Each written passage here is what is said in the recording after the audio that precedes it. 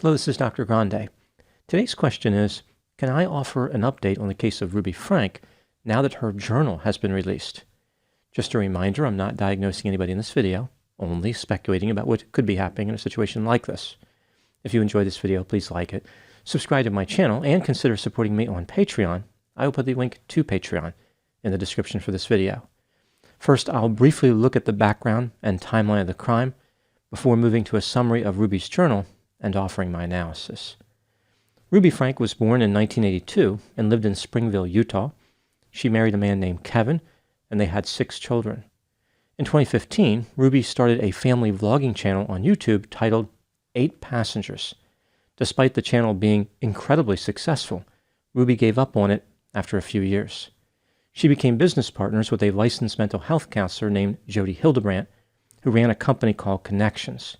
This was some type of mental health company which specialized in offering bizarre and disturbing advice. Now moving to the timeline of the crime. On August 30, 2023, Ruby and Jody were arrested after Ruby's malnourished 12-year-old son climbed out of a window in Jody's residence in Ivins, Utah, and ran to a neighbor's house. He was looking for food and water. In court documents, Ruby's son is referred to as RF. The police were notified and found Ruby's 10-year-old daughter in Jody's residence, also suffering from malnutrition. Ruby's daughter is referred to as EF in court documents. Both RF and EF were taken to the hospital and treated. Ruby and Jody were charged in connection with the mistreatment and pleaded guilty at the end of 2023. In February 2024, they each received a sentence of 4 to 30 years in prison. Now moving to the summary of the journal. In March of 2024, the Washington County Attorney's Office in Utah released a large quantity of documentation related to Ruby's criminal case. One of the documents that was released was a handwritten journal kept by Ruby. It contained several entries that were written during the time that Ruby and Jody committed their crimes. Ruby wrote about her incredible journey of enlightenment, offered words of wisdom related to spirituality and raising children, and carefully documented her criminal behavior. Some of the journal was redacted by the authorities. Here is a summary of the journal contents. Much of this is paraphrased, and I have not included every entry. On July 10, 2023, Ruby indicated that this was RF's birthday, but initially believed that he didn't even realize what month it was. Later, she learned that her son and daughter both had been keeping track of the time. Ruby complained that her son and daughter engaged in deviant behavior. She believed that they were both furious because she had interfered with their selfish and sinful lifestyle. Only 100% obedience was satisfactory to Ruby. Ruby believed that RF was a compulsive liar. This was a shock to her system. She never would have expected that her son had a cold, dead heart. She told him that he needed God and invited him to fast and pray. Ruby was convinced that RF was in and out of possession. Undoubtedly, she meant that he was possessed by demons. She complained about how her son told her that he would rather have a glass of water than her as a mother. In the entry for July 11, Ruby stated that this was a big day for evil. Her daughter was manipulative and screamed all night. RF had been ordered to stand in the sun. After he refused, Ruby pushed him into the sun, believing that a demon stays in the shade.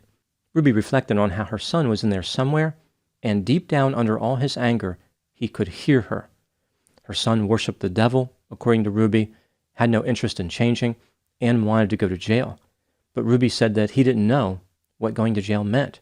She was concerned that he was throwing his life away, and that he only asked to go to jail because he wanted the immediate gratification of riding in an air-conditioned vehicle.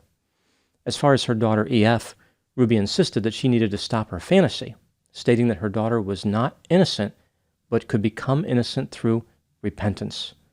On July 13, Ruby complained that EF had been cheating and that RF had been lying. They were selfish and had zero understanding of God's love for them.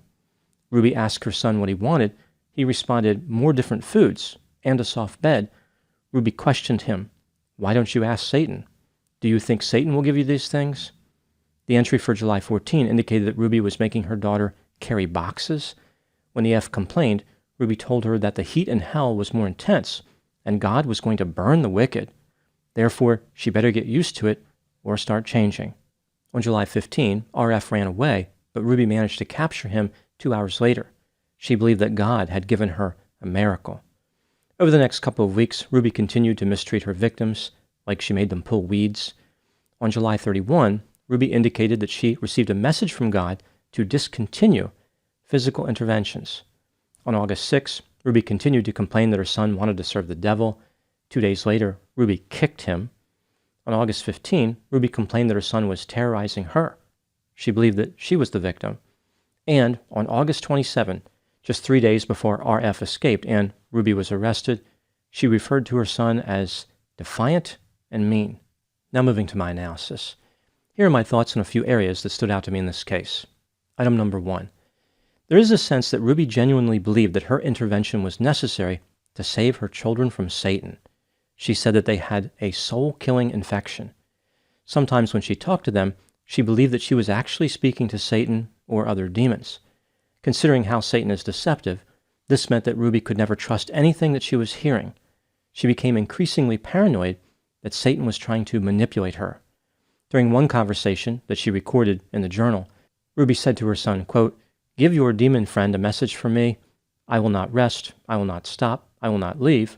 I will fight him to the day you die. I have the power of God, and he must obey. I beat Satan. I win." Unquote. When she was completed with her proclamation, she looked into her son's eyes and said, "Get out now. Go." Ruby thought that she was casting Satan out of her son, but Ruby didn't leave the room. So, wasn't Satan still there? Item number 2. Ruby's belief that her victims were possessed by the devil could explain her impolite tone and insults, like she was directing her anger at Satan and not at her children. However, in looking at her journal, even when she thought she was speaking to her children and when she was referring to them in the third person, Ruby was incredibly vicious. She said that they were weak-minded, undisciplined, arrogant, and gremlins. They did not know the sacrifices Ruby was making for them. In response to clear signals of distress from her victims, Ruby did nothing to change her behavior. Every response that she didn't like must have been from Satan. She wove Satan into every narrative in her life. Every mundane occurrence was about Satan, and lessons about Satan could be found all around her. No matter how many times Ruby claimed that she was at war with the devil, her behavior continued to demonstrate that she was at war with her children. This brings me to item number 3. In Ruby's battle, she was not going to give her victims a way to win. When she would repeatedly question them, no answer they offered was acceptable.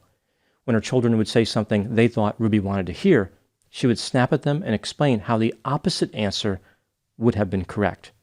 For example, according to Ruby, RF admitted that he was in league with the devil. Instead of Ruby saying something like, "Good, this confession will allow us to move on with our lives," she suspected that her son was manipulating her. On another occasion, Ruby asked RF, "You want me to provide for you?" He responded, "Yes." Ruby said, quote, "No, you want to serve the devil and fight me and destroy all I provide and then expect me to give it to you.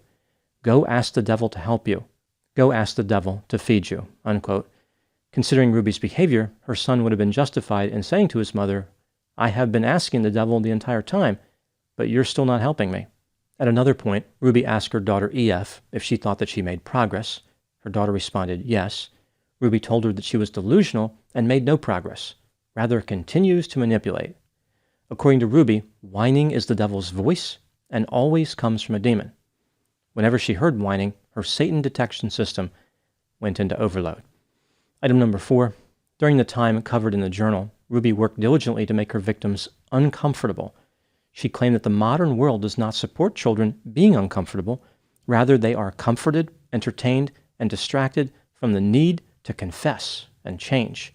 How dare somebody want to be comfortable in life? Somehow this was highly offensive to Ruby. When her children said that they wanted to change, Ruby would often draw on this theory and dismiss them by saying they just wanted to be comfortable. Item number 5.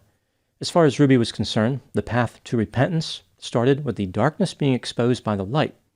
After that, a lot of painful work was necessary. Ruby had a particular interest in the penitential value of intense physical labor. She would become angry with her victims when they were unhappy with the hard work. As long as they felt this way, it was proof they had not repented. Ruby plainly stated that she could force repentance and that oppositional force was required for growth, development, and maturity. Physical activity would break the bond of Satan. For example, jumping rope, lifting boxes, gardening, digging trenches, and milking cows. Item number 6. Ruby believed that she was protected by God because she had done everything he requested. In addition, there were big plans for the future. Her criminal conspirator, Jody, was looking for land to purchase.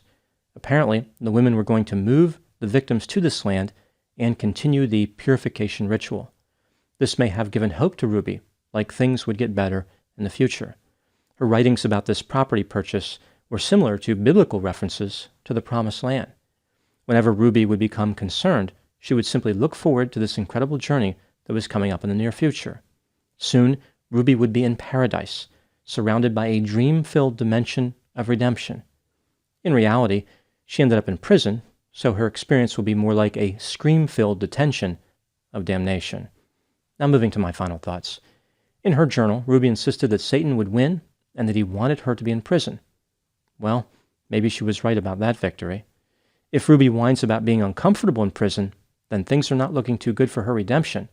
Again, according to Ruby, whining comes from demons, and requests for comfort are nothing but attempts at manipulation.